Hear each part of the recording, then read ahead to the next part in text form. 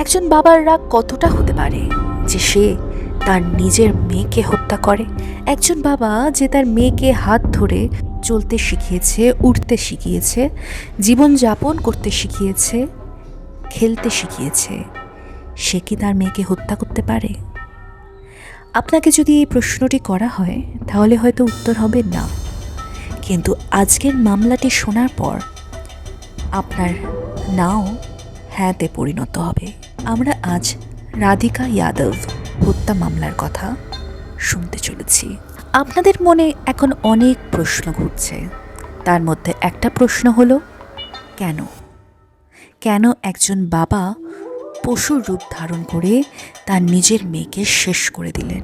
আসুন এই পুরো ঘটনাটি আমরা আজ জানি। আর এই ঘটনাটিতে আগে যাওয়ার আগে আমাদের চ্যানেল ক্রাইম টিভি বাংলাটিকে সাবস্ক্রাইব করে দিন। গুরুগ্রাম সেক্টর 57-এর একটি বাড়িতে যৌথ পরিবারের সাথে বসবাসকারী রাধিকার দিনের শুরুটা খুব ভালো ছিল। আজ তার মায়ের জন্মদিন ছিল, কিন্তু রাধিকার মা অসুস্থ ছিল। তাই রাধিকা ভেবেছিল রান্নাঘরে গিয়ে তার মায়ের জন্য ভালো কিছু বানিয়ে তাকে সারপ্রাইজ দেবে। সকাল 10:30। রাধিকার কাকা কুলদীপ যাদব আর তার ছেলে নিচের তলায় উপস্থিত ছিলেন। তারপর হঠাৎ সে একটা শব্দ শুনতে পেল। তার মনে হলো প্রথম তলার রান্নাঘরে যেখানে রাধিকা রান্না করছিল হয়তো কুকার ফেটে গেছে।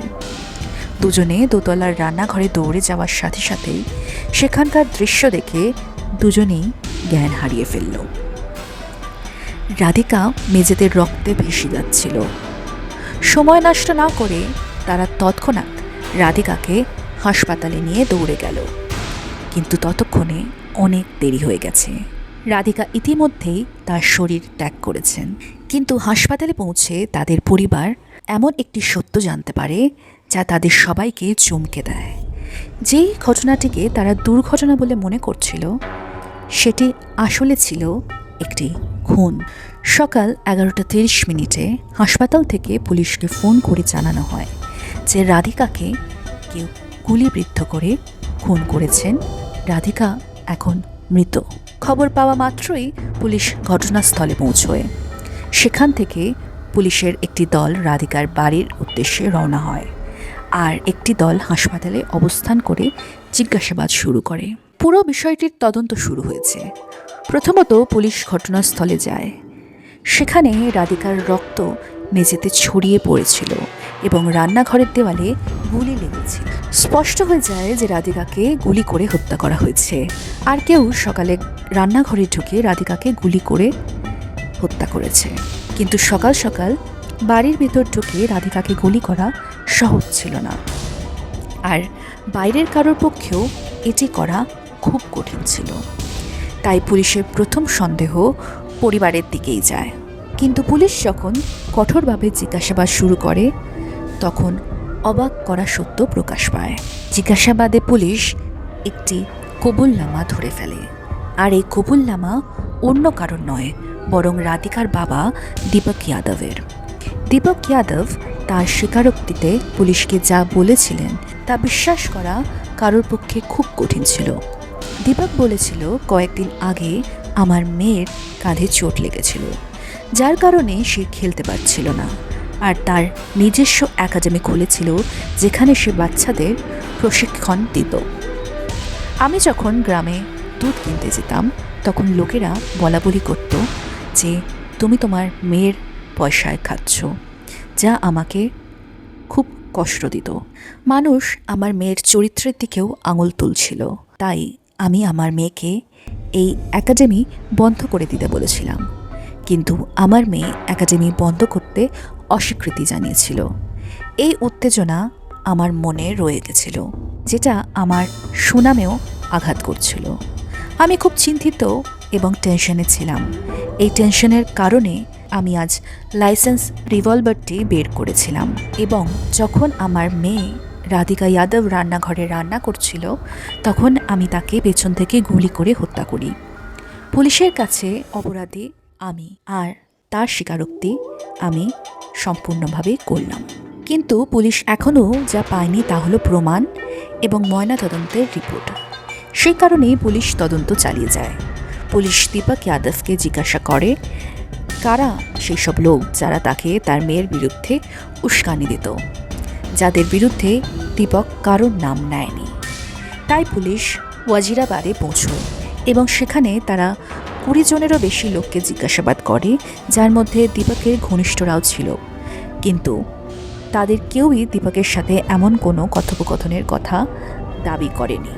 এই মামলাটি সামনে থেকে যতটা সহজ মনে হচ্ছিল ততটা সহজ ছিল না, কারণ এখান থেকেই সেই গল্পে অনেকগুলি দৃষ্টিকোণ জন্মেছিল। মানুষ এই হত্যাকাণ্ডকে বিভিন্ন দৃষ্টিকোণ থেকে দেখতে শুরু করে। এর মধ্যে একটি নতুন দৃষ্টিভঙ্গি উঠে আসে, যা ছিল লাভ জিহাদের। রাধিকা তার অভিনয় জীবনে প্রথম পদক্ষেপ নেন 20 জুন 2024 তারিখে মুক্তিপ্রাপ্ত কারওয়া গানের মাধ্যমে। আর রাধিকার হত্যার পর এই গানটি নিয়ে বড় প্রশ্ন ওঠে। মানুষ বলতো যে অন্য ধর্মে প্রেমের সম্পর্কের কারণে দীপক তার মেয়েকে হত্যা করেছিল। আর এই সব শুরু হয়েছিল যখন দিল্লিতে টেনিস দলের শুটিং চলছিল। পাঞ্জাব টাইগারের প্রতিষ্ঠাতা তাপসী পান্নুর। আর এই শুটিং দলে কাজ করত ইনাম নামে একটি ছেলে। রাধিকা যখন এই শুটিংয়ে যোগ দিয়েছিলেন তখন রাধিকার আলাপ হয় ইনামের সাথে এবং তারা একে অপরের সাথে নিজেদের নাম্বারও শেয়ার করেছিল।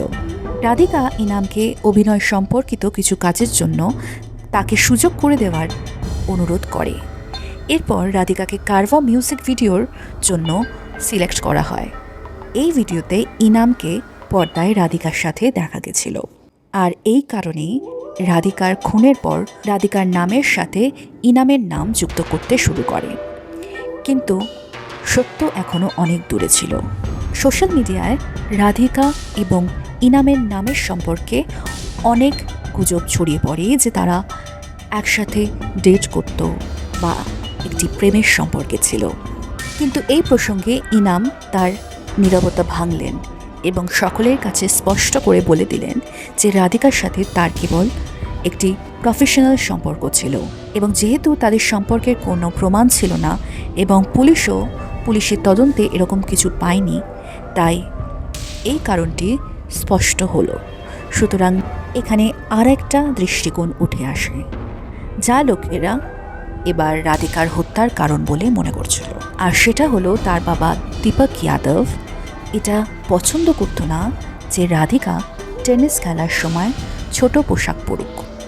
আর হয়তো এই কারণের জন্যেই রাধিকাকে দীপক হত্যা করেছে, কারণ রাস্তায় ঘাটে অনেক লোকেরাই হয়তো দীপককে রাধিকার ছোট পোশাক পরার জন্য কটূক্তি করত। আর এই দৃষ্টিকোণটি বুঝতে হলে রাধিকা এবং দীপকের সম্পর্কটি বুঝতে হবে। হরিয়ানার গুরুগ্রামে বসবাসকারী দীপক যাদব পেশায় একজন সফল নির্মাতা ছিলেন।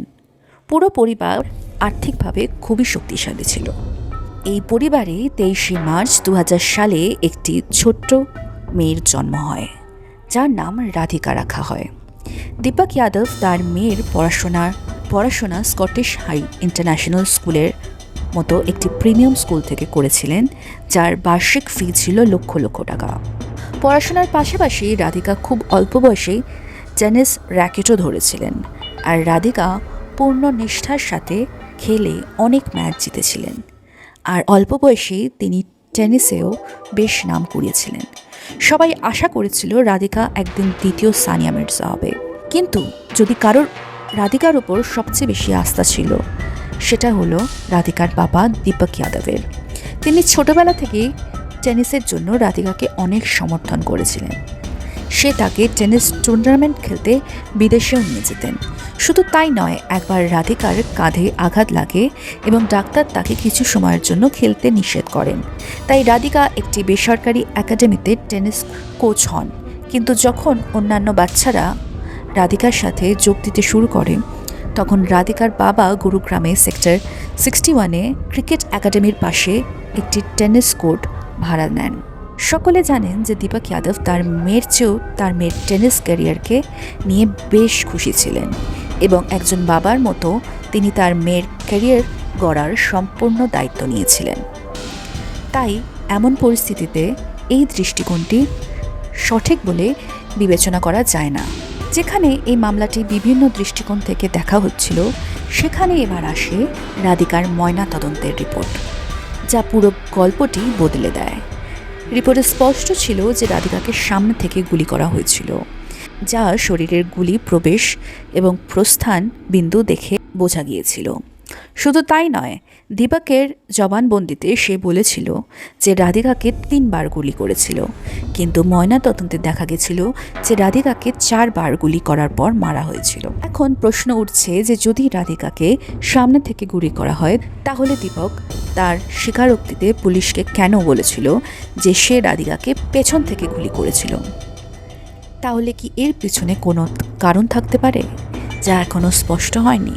কারণ দীপক নিজেই খুনের ঘটনা স্বীকার করেছেন, তাই স্বীকারোক্তি অনুসারে যেখানে গুলি লেগেছে তা মামলার ফলাফল খুব একটা প্রভাবিত করেনি। তবুও এই মামলায় 2টি কারণ দেখা যাচ্ছিল। অপরাধের সময় অপরাধী মানসিকভাবে চাপে ছিল, অথবা অপরাধের পর সে ভুল বক্তব্য দিয়েছিল, যাতে তাকে কম বা বেশি শাস্তি দেওয়া যায়। কারণ দীপক বারবার বলছিল যে সে তার নিজের মেয়েকে হত্যা করেছে, তাই তাকে ফাঁসি দেওয়া উচিত।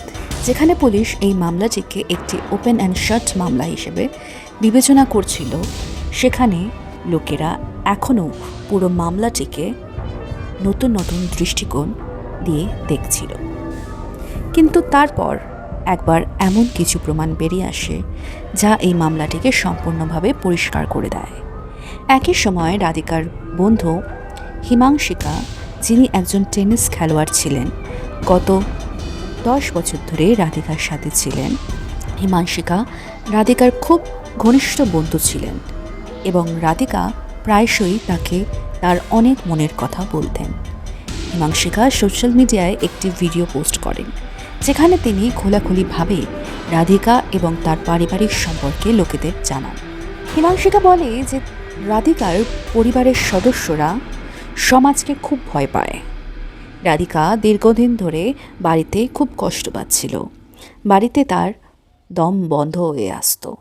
এমনকি যদি রাধিকা কখনো হিমাংশিকার সাথে কথা বলে, তবুও তার পরিবার দেখতে যেত যে রাধিকা তার কোন বন্ধুর সাথে কথা বলছে। হিমাংশিকা আরও বলেছিলেন যে যারা রাধিকা সম্পর্কে নেগেটিভ কথা বলতেন, রাধিকার বাবা দীপক তাদেরকে কিছু না বলে রাধিকার ওপর রেগে যেতেন। কেবল এই জিনিসগুলোর কারণেই লোকেরা এমন অনেক কথা বলতো যা দীপককে খুব রাগিয়ে দিত। যেমন রাধিকা মেকআপ করা শুরু করেছে, ছোট পোশাক পরছে এবং দীপক রাধিকার উপার্জনে খাচ্ছে। এই ধরনের জিনিসগুলোই দীপকের মনে ঘর বেঁধেছিল এবং এই নেগেটিভ বিষয়গুলিতেই মনোযোগ দিয়ে দীপক তার নিজের মেয়েকে হত্যা করে। দীপকের চিন্তাভাবনার কারণে রাধিকা আজ আমাদের মধ্যে নেই। শুধু তাই নয়, এর আরও একটি প্রমাণ রাধিকার হোয়াটসঅ্যাপ বার্তায় পাওয়া যায়, যেখানে সে তার প্রাক্তন কোচ অজয় যাদবের সাথে কথা বলেছিলেন। অজয় ইতিমধ্যেই দুবাইতে স্থায়ী ছিল এবং রাধিকা 2024 সালের অক্টোবরে তাকে মেসেজ করে এবং বলে যে কিছু সময়ের জন্য সে বাড়ি ছেড়ে যেতে চায়। সে অস্ট্রেলিয়া বা দুবাইতে স্বাধীনভাবে থাকতে চায়, কারণ বাড়িতে অনেক বিধিনিষেধ ছিল যেগুলো সে আর মানতে পারছিল না। এমন অনেক কড়া কড়া নিয়ম ছিল যেগুলো তাকে কষ্ট দিচ্ছিল এবং সে স্বাধীনভাবে থাকতে চায় এবং কিছু কোর্সও করতে চায়। 2 সপ্তাহ আগে থেকেই রাধিকার বাড়িতে পরিস্থিতি অন্যরকম হয়ে গেছিল। ধীরে ধীরে সবাই রাধিকার বিরুদ্ধে তার বাবার মনে অনেক ধরনের চিন্তাভাবনার বীজ বপন করছিল। সবাই তার বাবাকে দোষ দিতে শুরু করেছিল। বাড়ির দেওয়ালের আড়ালে অপরাধের একটি নতুন গল্প তৈরি হয়েছিল। প্রায় 2 সপ্তাহ ধরে রাধিকা তার বাবার পরিবর্তে তার মায়ের সাথে টেনিস কোচিংয়ে যেত।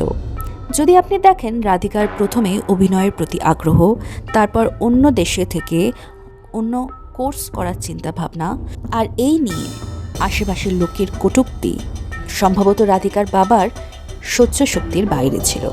পুলিশ এই মামলাটিকে একটি ওপেন অ্যান্ড শাট কেস বলে অভিহিত করেছিল, যেখানে রাধিকার বাবার স্বীকারোক্তি ছাড়া পুলিশের আর কোনো স্পষ্ট উদ্দেশ্য ছিল না। বন্ধুরা, যা হওয়ার ছিল তা ঘটেছে। আমরা সকলেই আদালতের সিদ্ধান্তকে সম্মান করি। তবুও আপনাদের মতে এই মামলার আসল দোষীকে?